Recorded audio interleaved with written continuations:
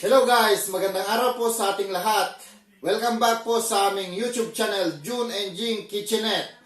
Ngayong araw na to guys, magluluto naman tayo ng pineapple upside down cake. Tinatawag na upside down cake kasi linuluto ito na yung toppings ay nasa baba. Tapos pagluto na ay tinataob para nasa taas yung toppings. Bagong lahat guys, huwag kalimutang mag-subscribe, like, share, and click the bell button para masundan ninyo ang mga susunod pa naming video na gagawin. Kaya tara na guys, magluluto na tayo ng pineapple upside down cake!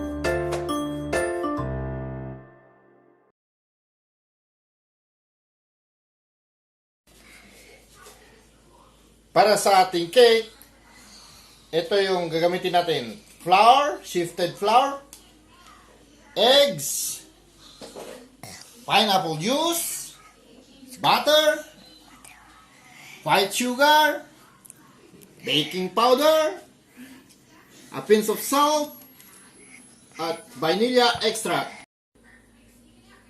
Para naman sa ating toppings ng pineapple upside down, siyempre yung pinya, sliced pinya na, at saka yung brown sugar, and then yung butter, at yung cherry in syrup. Para sa exact measurements ng pineapple upside down cake, basahin lang natin ang description sa baba. Lagyan na natin yung butter sa ating pan. Sabay na natin ang ating brown sugar.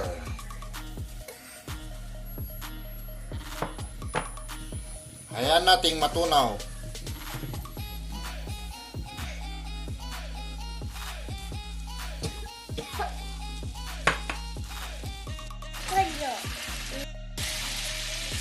Ayan, tunawin natin mabuti ang ating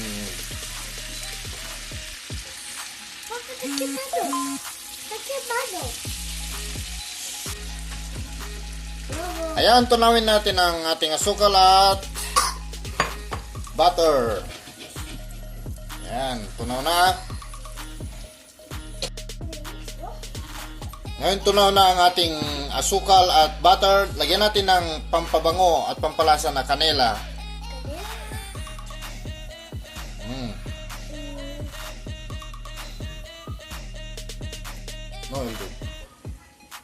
Ayan, lagay na natin ang ating pineapple.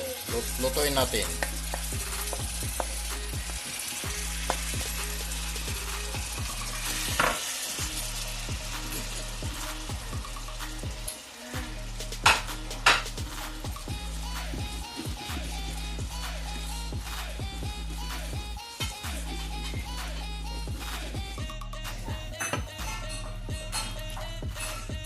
Ayan, nagkaramel na ang ating butter at sugar.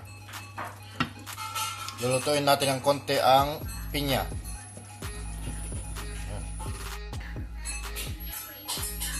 Ngayon, lagay na natin ng cherry sa ating pineapple para sa toppings nito.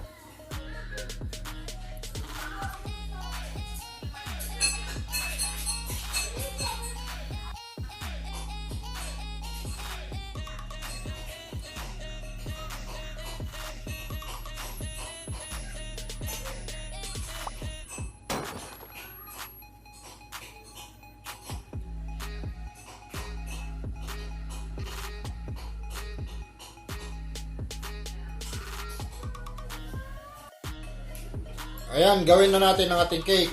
Iunahin natin ng wet ingredients. Yung melted butter. Tapos yung sugar para matunaw.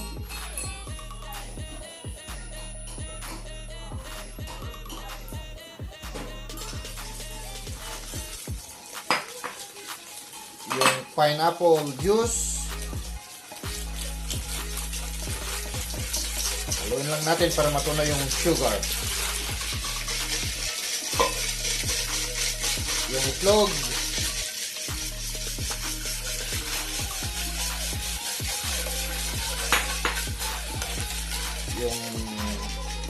Yung salt natin, lagyan na rin natin.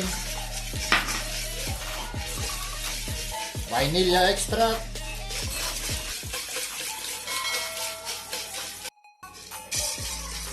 At saka yung flour natin.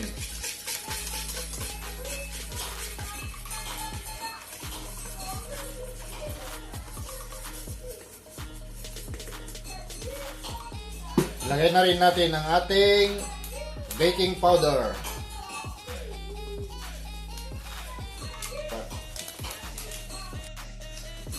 Ayan, haluin natin mabuti.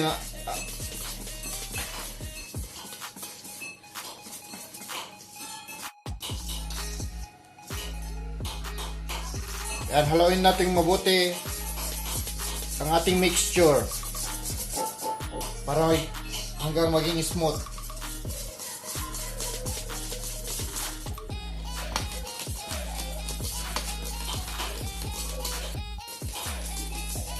Ayan, smooth na siya.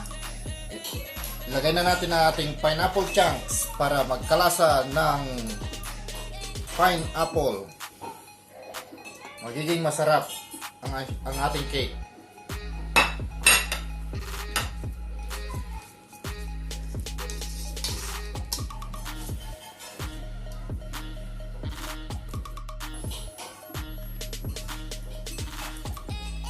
Ayan. Okay na siya.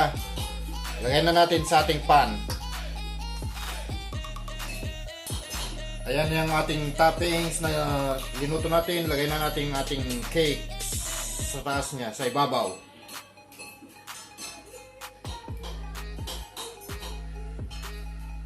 Yan, i-spread lang natin ng maayos.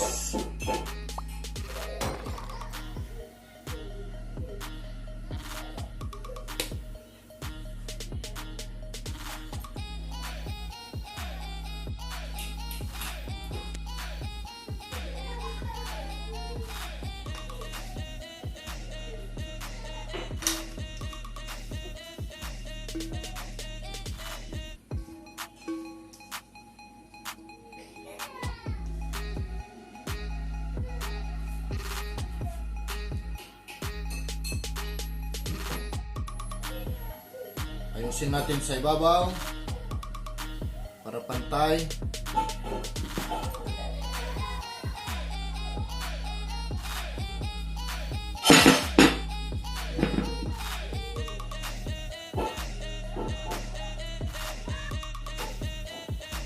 Ayan guys, ready to cook na. Preheated na ang ating oven ng 170 degrees. At lulutuin natin ito ng 30 to 35 minutes. Depende sa oven.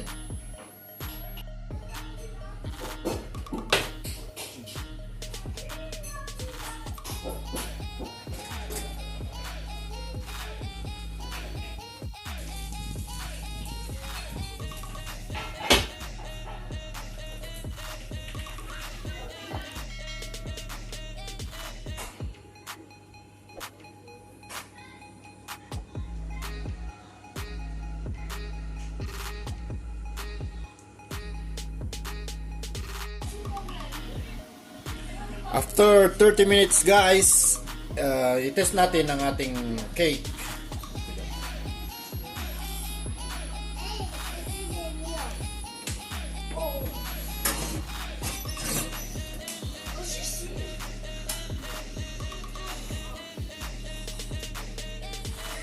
Yan, hindi pa luto. Iluto pa natin ng mga 5 minutes. May dumikit pa. Ayan o. Ayan guys, after 10 minutes, ulitin natin i-test kung luto na siya.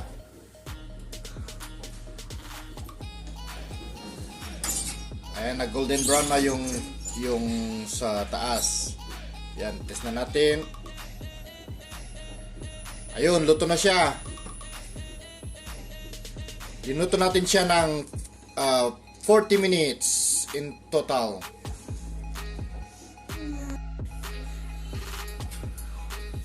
Ayan, hangoyin na natin mga guys.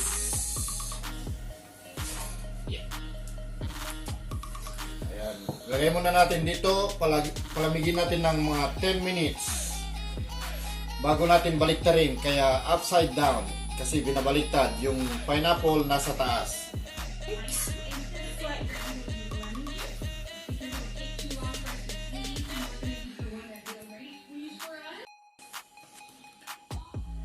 Ayan, lumamig na mga guys. Baliktarin na natin.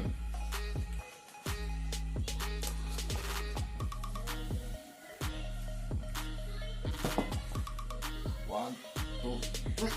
Oh.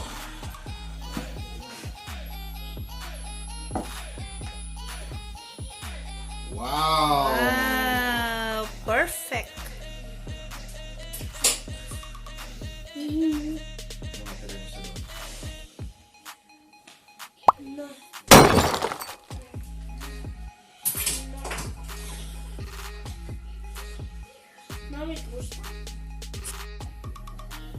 Ayan, lagyan natin ng cinnamon.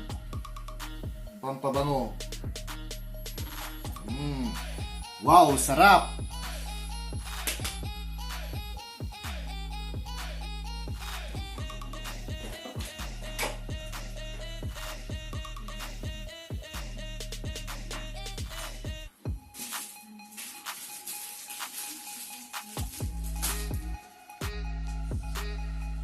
Ayan guys, tikman natin ang ating pineapple upside down na version namin.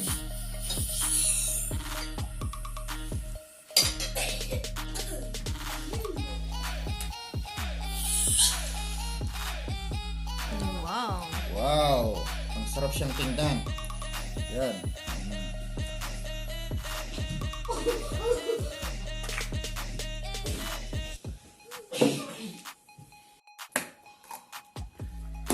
Ito na guys ang kinalabasan ng aming version ng pineapple upside down cake. Sana nagustuhan ninyo ang aming video. At kung bago pa lang kayo sa aming YouTube channel, don't forget to like, subscribe, share, and click the bell button para masundan ninyo ang susunod pa naming video. Remember, be happy, and be contented sa June and Jean Kitchenette! Bye-bye! Sarap siya! Ayan guys, tikman na natin ang ating pineapple upside down cake kung masarap siya.